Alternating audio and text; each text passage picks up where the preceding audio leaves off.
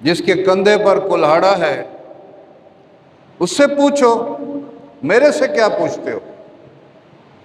یعنی ہر پروگرام میں حضرت ابراہیم علیہ السلام کے ہر کام میں میسج تھا، مقصد ان کو سمجھانا تھا کہ یہ نہیں بولتے، یہ نہ کھاتے ہیں، نہ پیتے ہیں، نہ بولتے ہیں، اور نہ یہ تمہاری مدد کر سکتے ہیں، نہ یہ خدا ہیں۔ تو حضرت ابراہیم نے ان سے کہا کہ اس بڑے خدا سے پوچھو نا، جس کے کندھے پہ کلہاڑا ہے، اس سے پوچھو۔ تو انہوں نے کہا وہ کیسے بولے گا، وہ تو بول ہی نہیں سکتا۔ تو حضرت ابراہیم نے فرمایا جب بول نہیں سکتا تمہاری کیا مدد کرے گا؟